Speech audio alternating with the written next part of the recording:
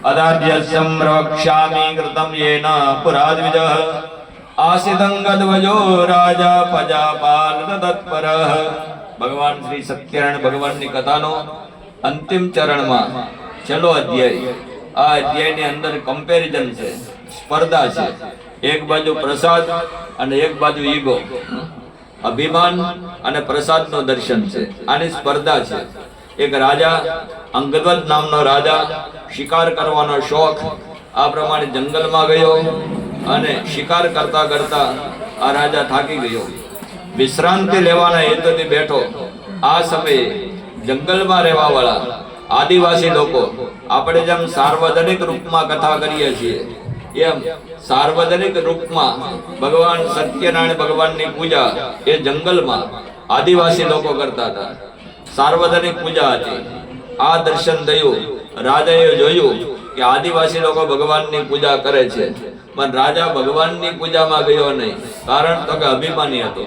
આપણે આમંત્રણ બધાને આપીએ, અહીંયા જ રહેતા હોય પણ તો એ કથામાં આવે નહીં। એ પ્રમાણે અભિમાન જેનામાં હોય એ ક્યારેય ભગવાન સુધી પહોંચે નહીં। જેનામાં ઈગો હોય એ ક્યારેય ભગવાન સુધી આવે નહીં। ભગવાન સુધી ભગવાનના નજીકમાં એ જ પહોંચે કે જેને ભગવાનમાં પ્રેમ હોય। આઈ લવ ગોડ, જેને ભગવાનમાં પ્રેમ હોય એ ભગવાનની નજીક હોય। આપણે ભગવાનની નજીકમાં છીએ, કેટલા નજીક છો? તો આ પ્રમાણે જેને ભાવ છે, જેને ભગવાનમાં પ્રેમ છે, એને પ્રસન્નતા છે। બધાએ પ્રસન્નતાથી આદિવાસી લોકોએ સાર્વજનિક રૂપમાં, જેમ આપણે સાર્વજનિક પૂજા કરીએ છીએ એમ સાર્વજનિક રૂપમાં આદિવાસી લોકો ભગવાનની પૂજા કરતા હતા। અતિ પ્રસન્ન રાજા આવ્યો, રાજાને જોયા, રાજા થાકેલા હશે એમ જાણી અને થોડોક પ્રસાદ રાજાની આગળ લાવ્યા। આ ભગવદ્ ગીતામાં ભગવાને જેનું સ્થાન આપ્યું છે કે મનુષ્યોમાં રાજા હું છું, મનુષ્યોમાં રાજા હું છું। તો એ પ્રમાણે આ ભગવાન સ્વયં પધાર્યા હોય એવું દર્શન, આ ભગવાનની વિભૂતિ છે। રાજા એટલે ભગવાનની વિભૂતિ। ભગવદ્ ગીતાના વિભૂતિ યોગમાં આ દર્શન છે કે મનુષ્યોમાં રાજા હું છું। તો ભગવાન રાજાને ભગવાન સ્વરૂપ માની એક દડિયામાં પ્રસાદ લાવી રાજાના શરણમાં આવ્યા। આદિવાસી લોકોએ વિનંતી કરી, હે રાજા, તમે થાકી ગયા હશો, પૂજામાં ન આવ્યા, પણ આપ પહેલા પ્રસાદ લો, આપ તો ભગવાન છો। હવે રાજા ઈગો વાળો, અભિમાની, અને અભિમાન જેનામાં છે એ ક્યારેય ભગવાનમાં એને પ્રેમ થાય નહીં, એટલે એને ભાવ થાય નહીં। અભિમાન આવે એટલે વાણી બદલાઈ જાય, અભિમાન આવે એટલે બોલવાનું બદલાઈ જાય, અભિમાન આવે એટલે મને અક્કડ થઈ જાય।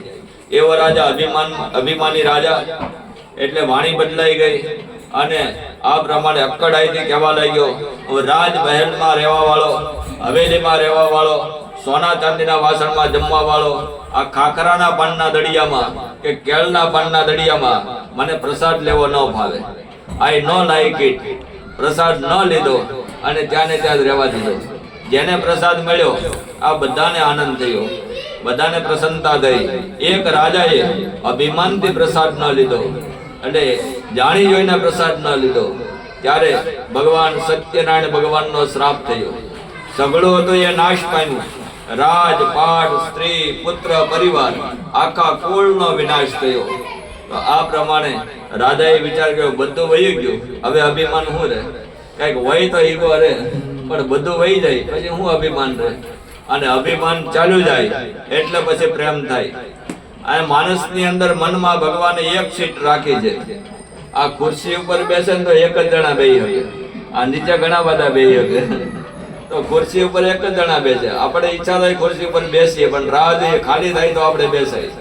એક ખુરશીમાં બે જણા ના બેહી શકે, એમ મનની અંદર એક જ સીટ છે, મનની અંદર એક જ ખુરશી છે, જ્યાં અભિમાન આવીને બેહે અને એ અભિમાન જાય એટલે પ્રેમ રાહ જોઈને બેઠા હોય, આવો હું બેસું।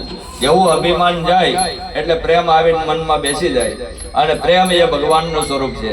પ્રેમ ही परमात्मा है, प्यार ही परमात्मा है। तो प्रेम જ ભગવાન છે।